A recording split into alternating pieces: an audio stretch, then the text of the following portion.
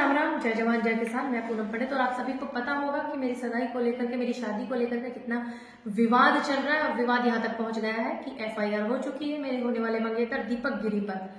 कुछ सारे सवाल हैं जो मेरे हैं इस महिला से, और मुझे लगा जब इनका मुझे रिक्वेस्ट पहुंचा, मुझे लगा कि कोई महिला मेरी वजह से पीड़ित ना हो, तो मुझे इनसे बात करनी चाहिए। इन्होंने मुझसे मिलने का समय मांगा, मैंने इनको मिलने का समय दिया 2 दिन बाद का। मैंने इनसे कहा कि मैं बाहर हूँ और इतना बड़ा चल रहा है न्यूज में, तो आप समझ सकते हैं। जब मैंने इनको मिलने के लिए बोला तो ये मिलने के लिए इन्होंने खुद मुझसे रिक्वेस्ट किया। ये मुझसे मिलने आई परतापुर बाईपास पे बिग बाइट होटल में। हम लोग 1 घंटे के करीब बैठे, चाय कॉफी अच्छे से नाश्ता, इन्होंने अपना पक्ष रखा, मैंने अपना पक्ष रखा। फिर ये कहने लगी, मैं मिली इनसे इसलिए क्योंकि इन्होंने मुझसे ये कहा था कि दीपक की शादी के आर्य समाज मंदिर के फोटो और एफिडेविट मेरे पास है, मैं आपको दिखाना चाहती हूँ ताकि आप सगाई तोड़ दें। मैंने कहा ठीक है, आप मुझे दिखाएंगे तो मैं सगाई तोड़ दूंगी। ये कोई एफिडेविट वगैरह वहां नहीं लेके आई। फिर उन्होंने कहा कि आप दीपक को बुलाइए, मैं दीपक को आप जब बुलाएंगी तब मैं आपको वो दिखाऊंगी एविडेंस। मैंने कहा ठीक है। फिर हमने 1-1.5 घंटे वेट किया बाईपास पे दीपक के आने का, और जब दीपक आ गया इन दोनों में आपस में बातचीत होती रही और ये तब भी कोई प्रूफ नहीं दिखा पाई। जबरदस्ती ये जो है अपने आप बेवजह चिल्लाने लगी। चिल्लाने के बाद में मैं अपने घर आ गई, दीपक अपने घर चले गई, अपने घर चली गई, और इन्होंने एफआईआर में लिखवाया कि पूनम पंडित ने मुझे मारा, जबकि ऐसा वहां कुछ नहीं हुआ था। जहां का ये प्रकरण है वहां की जांच भी कराई जाएगी, सब कुछ कराएंगे। और ये मैं आपको इसलिए बता रही हूँ क्योंकि आपके संज्ञान में होना बेहद जरूरी था। पिछले 16 तारीख से मैं इसलिए चुप थी, ना कोई सोशल मीडिया में, ना मेरा कोई बयान, ना मेरे फेसबुक पे आया, इसलिए क्योंकि मुझे लगा हो सकता है शादी हो रखी हो दीपक गिरी की और इस महिला की, दुर्वेश की।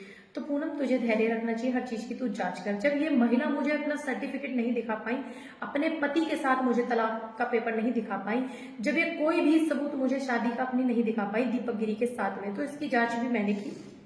उसमें मुझे पाया जाता है, ये एक सर्टिफिकेट है, ये इनके पति प्रोफेसर सुरेश चंद्रा जी ने मुझे दिया जब वो मुझसे मिलने के लिए आए बाईपास का। उन्होंने मुझे ये सर्टिफिकेट दिया। वो इसमें साफ कह रहे हैं कि मेरी पत्नी 10 साल से अपनी मनमानी करती है और वो इन्हीं कारणों से गलत चीज में फंस भी जाती है। और मैं मेरी पत्नी के साथ जब मेरी शादी हुई 2005 में, तब से और 16 अक्टूबर 2025 तक मैं अपनी पत्नी के साथ रह रहा था। ये इसमें लिखा उन्होंने ये भी लिखा कि मेरी पत्नी के द्वारा कोई कोर्ट में तलाक नहीं डाला गया, ना मैंने अपनी पत्नी को घर से निकाला है, ना मैं अपनी पत्नी को तलाक देना चाहता। गलती हर इंसान से हो जाती है, मैं गलती माफ करने के लिए तैयार हूँ। अपनी पत्नी के साथ, दोनों बच्चों के साथ दाम्पत्य जीवन निर्वाह करने के लिए तैयार हूँ, मुझे इसमें कोई आपत्ति नहीं है।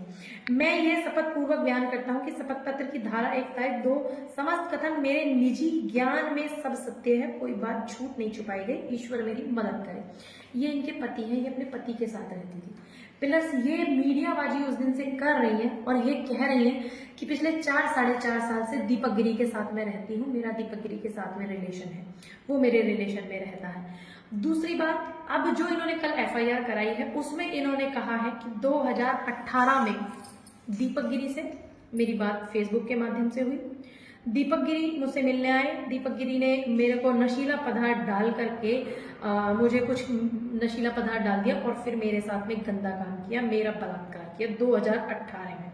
2018 की बात ये इस पर कर रही है कि हम एक मकान पर ले गया, उसने वहां मुझे कोल्ड ड्रिंक पीने में दी, तथा मेरी नजर में छिपाकर कोल्ड ड्रिंक में नशीला पदार्थ डाला और मैं बेहोश हो गई, मेरे साथ गंदा काम किया, मेरे फोटो खींचे, मेरी वीडियो बनाई, मुझे धमकी दी, ये सब अला भला ये सब बता रहे हैं। प्लस पूरे मीडिया को ये पिछले 6 दिन से कह रही है मैं 4.5 साल से दीपक गिरी को जानती हूँ। जब आप 4.5 साल से जानती है तो आप पर आपका बलात्कार 2018 में किस दीपक गिरी ने किया? अगर आपका बलात्कार 2018 में दीपक गिरी के द्वारा हुआ तो आपने इसकी एफआईआर क्यों नहीं कराई? इसमें आपने इनको जेल क्यों नहीं भेजा? आपको जब मेरी सगाई हुई है, मेरी सगाई के बाद ही ये सब चीजें क्यों याद आ रही है? तीसरी बात, आप इस बात को बार बार मीडिया में भी कहती हैं कि मैं दीपक पे कोई कानूनी कार्रवाई नहीं चाहती, बस मैं उसके साथ रहना चाहती हूँ, उसको मौका देना चाहती हूँ।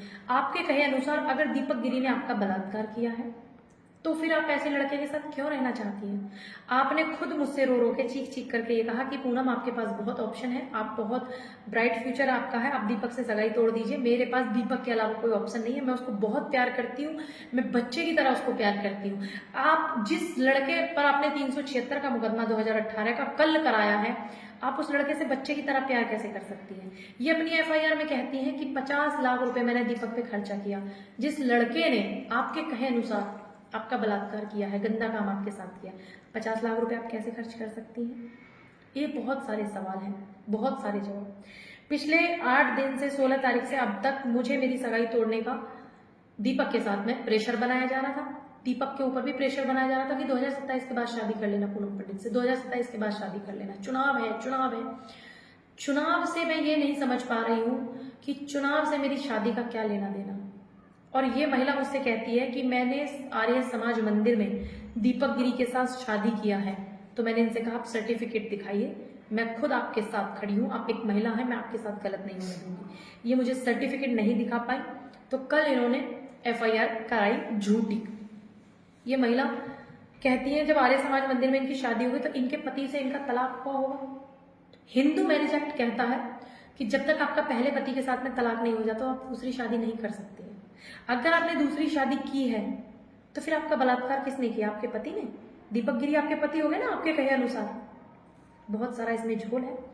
माननीय कोर्ट न्यायालय में हम कुछ फोटोज वीडियोज पेश भी करेंगे। और आज तक आपसे एक बात को हमेशा छुपाते हैं, सुरेश चंद्रा से इनकी शादी हुई थी ना, वो लव मैरिज थी। ये इनकी और सुरेश चंद्रा की शादी के फोटो हैं जिनको ये छुपा रही थी। इनकी एक 20 साल की बेटी है, 14 साल का बेटा है जिसको इन्होंने सिर्फ आज ही कबूला है।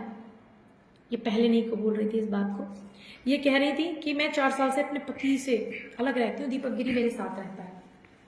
तो फिर एक बलात्कार का जिस पे मुकदमा आपने लगाया है, आप उस लड़के के साथ कैसे रह सकती हैं? क्या आपको कोई स्वाभिमान नहीं था? आप जाती, कोर्ट का दरवाजा खटखटाती, दीपक को जेल भेजने का काम करती। दूसरी बात मैं आपसे कहना चाहूंगी, जो पूरा मसला है, ये मवाना पहुंची टेंडर के एवज में पैसे लेने के लिए। इनको वहां पैसे नहीं मिले, ये चीखने चिल्लाने लगी। इनके पति आए, इनके पति 2 घंटे इनके साथ दीपक के घर फैमिली में बैठे। उनकी लोकेशन भी निकलवा ली जाएगी। हम इस बात को बोलेंगे जो हमारे IO भी होंगे और कोर्ट में भी। ये अपने पति के साथ 2 घंटे बैठी थी दीपक गिरी के घर में। इनके पति ने इन्हें बहुत समझाया। ये बाहर सड़क पे कपड़े फाड़ने लगी तो उन्होंने निवेदन किया कि आप इनको अंदर लेके जाइए। जो 6 सेकंड का वीडियो वायरल है कि ये अपने कपड़े फाड़ लेगी, मेरी बहुत इज्जत है समाज में, वो एक अच्छे इंसान है, शरीफ आदमी है, तभी वो इस बात को कह रहे हैं। फिर इनको लेके गए, फिर ये 2 घंटे अपने पति के साथ बैठी। इन्होंने वहां पे बैठ करके इनका समझौता हुआ। फिर ये अपने पति के साथ चली गई। पति के साथ जाने के बाद ये एक एफिडेविट दिखाती है जो कि झूठा है, फर्जी है, नोटरी है। उसका कोई डिटेल मेरठ में तहसील में नहीं है। ये कहती है कि तलाक हो जाएगा तो दीपक गिरी मुझसे शादी करेगा। जब आपका तलाक नहीं हुआ तो मुझसे आप क्यों कह रही हैं? जिसकी रिकॉर्डिंग मेरे पास है, जिसके मैसेजेस मेरे पास है, हर चीज का जो एक एक शब्द मैं आपको बता रही हूँ, सारे इनकी कॉल्स रिकॉर्ड मेरे पास में है। मैंने रिकॉर्डिंग किया था क्योंकि मेरे फोन में पहले से ही रिकॉर्डिंग होती है, पॉलिटिशियन तो रिकॉर्डिंग होगी, सीधी सी बात है। प्लस आप मुझसे रो रो के रिक्वेस्ट कर रही हैं, दीपक को बुला दो, दीपक को मिलवा दो, दीपक को मिलवा दो, दीपक के बिना नहीं रह सकती, दीपक के बिना नहीं जी सकती। जिस लड़के ने आपका 2018 में आपके कहे अनुसार बलात्कार किया, तो आप उसके साथ क्यों रहना चाहती हैं? क्यों शादी करना चाहती हैं? कुछ तो बात है। प्लस कुछ नेताओं का प्रेशर करना, सगाई तोड़ देना और 2027 की चुनाव की चर्चा करना, ये कुछ ना कुछ तो दर्शा रहा है ना राजनीति। ये बहुत सारे लोगों के, ऐसे लोगों के साथ में भी है जिन्होंने इनको उकसाने का, इनसे उल्टे सीधे हरकतें कराने का काम किया है। और ये जो टेंडर का पूरा मसला है, जो बात शुरू से दीपक जी भी कह रहे थे, इसीलिए मुझे थोड़ा टाइम लगा आप लोगों से रूबरू होने में। ये प्रदीप कंस्ट्रक्शन कंपनी है दीपक के भाई की। इसमें इस महिला का टेंडर, इसके विभाग में दीपक की कंपनी का टेंडर है कैंटीन का। कैंटीन 2 साल पहले टेंडर रहा और अब फिर से रिन्यू हुआ। ये उस टेंडर के एवज में पैसे वैसे की मांग कर रही थी, इनको नहीं दिए तो इन्होंने कहा जो आपका हमारा जाता है वही हम देते रहेंगे, लेकिन एक्स्ट्रा नहीं देंगे।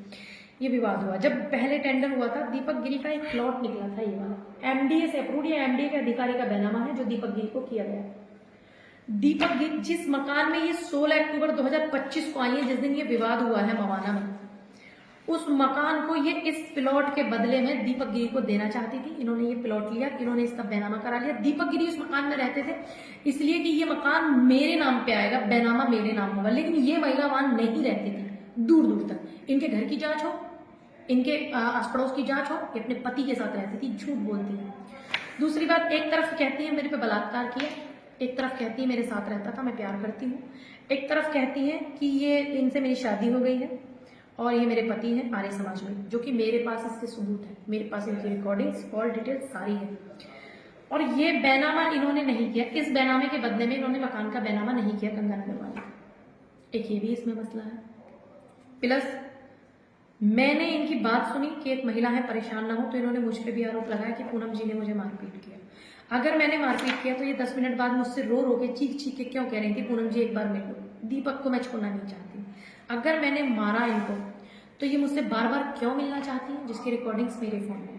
तो मेरा आप सभी से निवेदन है, क्योंकि डॉक्टर अंबेडकर बहुत संविधान दे के गए महिलाओं के लिए, सिर्फ दलित महिलाओं के लिए, और ये दलित कार्ड इसलिए खेल रही है क्योंकि ये दलित है, और दलित कार्ड ये इसलिए खेल रही है, इनको अच्छे से पता है कि आज तक मेरी 6 साल की राजनीति में मैंने हर महिला को सपोर्ट किया है, चाहे वो मनीषा वाल्मीकि हो, चाहे दिल्ली नागलोई की वाल्मीकि की बेटी हो, चाहे अरुण वाल्मीकि हो, तमाम उन लोगों को, चाहे उसमें दलित है, चाहे बिल्किस बानो है, चाहे अंकिता भंडारी है, तमाम पीड़ित बेटियों को ये दलित कार्ड खेल रही है। मैं अपने उन सभी साथियों से पूछना चाहती हूँ, दलित समाज के लोगों से, सभी से, कि क्या एक सिंगल महिला ऐसी है कि ये दलित महिला के साथ कभी खड़ी रही हो सपोर्ट में, लेकिन आज दलित के नाम पे ये इस तरीके की हरकत कर रही है। और इस तरीके का मामला पहले भी मवाना ब्लॉक प्रमुख जो है, मैं माफी चाहती हूँ भैया आपसे कि आपका यहाँ मुझे मेंशन करना पड़ रहा है, तो उनके खिलाफ भी इन्होंने यौन शोषण का मुकदमा लगाया था। 4 साल तक वो मुकदमा विचारहीन रहा मेरठ कोर्ट में। 4-5 साल बाद इनका समझौता हुआ ले दे के, जो सुनने में आया, लेकिन लिया दिया मुझे नहीं पता, इस बात की जानकारी इनको स्वयं को होगी। अगर आपका जब 4-5 साल पहले यौन शोषण हुआ तो फिर आपने उसमें फैसला क्यों किया? इन्होंने उस भाई पे, गुजर थे वो, उन पे भी इन्होंने मुकदमा लगाया, फिर इन्होंने यही फैसला कर लिया अपना। और आज भी दीपक गिरी पे 2018 का ये बता रही है। 18 से आप कहाँ थी मान्यवर? अगर आप मेरे बताते हुए, बात करते हुए शुरू में बोलती कि पूनम जी मेरा बलात्कार हुआ इस व्यक्ति द्वारा, तो भी मैं आपके साथ खड़ी रहती। मैं कल तक आपके साथ खड़ी थी। मुझे लगा कुछ तो होगा, मुझे हेल्प करनी चाहिए, क्योंकि ये मेरी शादी का मामला है, मेरे पूरे जीवन का मामला है, राजनीति से अलग ये मामला है। तो इन्होंने मुझसे बहुत सारी बातें भी छुपाई, सभी सबूत मेरे पास है, सभी इनके audio calls, recording, video, message, सब कुछ है। अगर मैं इनको मारती पीटती, ये 19 तारीख की बात है, 19 अक्टूबर की 2025, तो ये कल भी मुझसे मिलने के लिए बोल रही थी कि मैं आ जाऊंगी मिलने के लिए, और मुझे पता था कि ये मेरे वीडियोस में मेरे मैसेजेस डिलीट कर देंगी अपनी तरफ से, लेकिन इसीलिए मैंने इनका स्क्रीन रिकॉर्डिंग कर लिया, पूरा सारा इनका मेरा जो बातचीत हुआ है, ये सब हम कोर्ट में भी पेश करेंगे।